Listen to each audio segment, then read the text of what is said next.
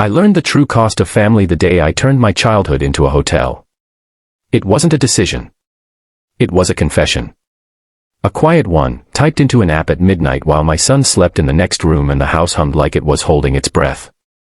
The house sits where the land gives up and the ocean takes over, a narrow ribbon of sand with a crooked porch and a staircase that smells like salt and old wood. I grew up there. Learned to swim there. Buried a jar of coins under the deck when I was 10 and believed I'd find it again someday. Everyone called it our beach house. But the bills didn't say our. They said mine. My name. Black ink. $31,000 in property tax alone. Flood insurance. Wind insurance. Repairs after every storm that came in sideways and ripped something loose like it was testing me. I never complained. I thought that was what loyalty looked like. Until the summer they laughed. My sister arrived first that year, minivan coughing up beach chairs and loud opinions. My parents followed, sun hats and certainty in tow. My boy, Noah, stood beside me with his little rolling suitcase, the one with peeling rocket stickers. He watched them unload like he was studying a scene he didn't understand yet. "Why are you asking us to pay?" my sister said, loud enough for the birds on the railing to scatter. "This is the family house." My father snorted. "We don't rent from our own blood." I showed them the bill on my phone. My hands were steady. My chest wasn't. "I pay the taxes," I said. "Every year." "So," he waved it away. "You make airline money. Meanwhile, your sister's got 3 kids." There it was. The sentence that built the cage around me. "You have more. So you owe more." My sister laughed and shouted toward her kids, "Guess your uncle's charging admission now." One of her boys ran past Noah and sang, "Uncle's greedy.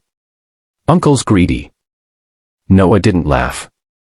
He tucked himself against my leg and stared at the gravel like it had personally offended him. I wanted to say everything. That I'd replaced the roof alone. That I'd flown overnight and driven straight from the airport to fix burst pipes. That money comes from time, and time comes from leaving your kid behind. Instead, I swallowed it and said nothing. I've spent my adult life in the air. Commercial pilot. Early mornings. Late nights.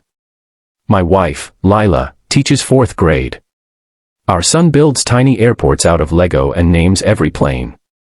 We live inland, in a quiet townhouse where the loudest sound is the dishwasher arguing with itself.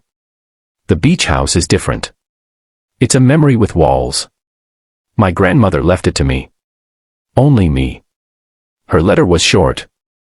"You were the one who came when the heat broke. You never asked for gas money. You'll know what to do." The rest of my family knew what to do too. Use it. Every summer, they claimed weeks like it was a birthright. July for my sister. August for my parents. Cousins, friends, friends of friends. They called it tradition. I called it unpaid maintenance. Noah never had a real room. The pull-out couch was fine for kids. His shell collection got moved for someone's aesthetic. His name never made it onto the chalkboard sign that listed who belonged. I told myself he wouldn't notice. He did. The rent conversation happened in May. The tax bill was taped to the fridge.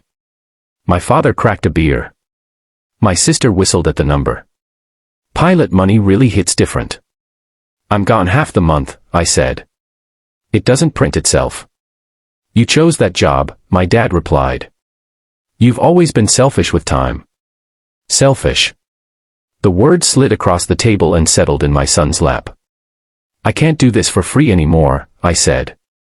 "If you want a week in July, it's $1,500. They stared like I'd asked for organs. "Why are you charging us?" my sister demanded. "This is family. Those flights we paid for last year," she added. "Not cheap." "You used my buddy passes," I said. "You Venmo'd me for parking." She rolled her eyes. "Same thing."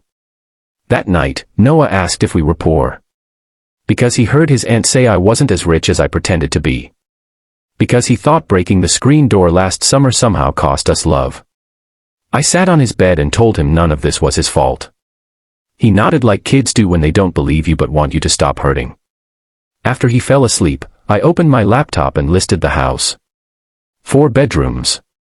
Oceanfront. Private access. $850 a night. It booked in 4 hours. I texted the family. I've rented it out for summer to cover costs. If you want to stay, you'll need to book it. I blocked 2 weeks for us. They called it betrayal. They showed up anyway. July 3rd, turnover day. New guests inside. Fresh towels. A little girl running through the hall with a stuffed astronaut. My sister's van parked in front like a claim marker. There are strangers in our house, my mother hissed. They're guests, I said. They paid. You were bluffing, my sister snapped. You always bluff. Her son jumped out of the van. Where's my room? Noah whispered, we don't get one. See what you've done, my sister said, but her eyes were on my kid. Now my kids don't get their vacation. Something broke. Not loud. Not messy. Just, final. Don't talk to him, I said. Tell them there was a mix-up, my dad ordered. We're family. The guest stepped out then, confused and polite, with his daughter behind him. Everything okay? He asked. Yes, I said. You're fine. Stay. My sister tried to walk past me. I blocked her. You're choosing them over us, she demanded. I'm choosing my son. My mother cried. My father called me heartless. I told them the truth, the house was left to me because I showed up when they didn't. Silence fell like a dropped plate. For the last time, I said, you need to leave. They did. Doors slammed. Words flew. My nephew yelled something about hoping strangers liked me better. Noah squeezed my hand like he was afraid I'd disappear too. When their cars vanished down the road, the air felt lighter. Not happier. Just, honest. The guests stayed. They grilled burgers. Their daughter asked Noah about airplanes. He showed her his Lego runway. Later that night, I stood on the deck alone. The ocean didn't care about inheritance or guilt. It just kept moving. I realized something then. Family isn't who takes from you without asking. It's who stands next to you when it costs something. I didn't lose a house that day. I gained a boundary. And a son who finally had a room. See you in next.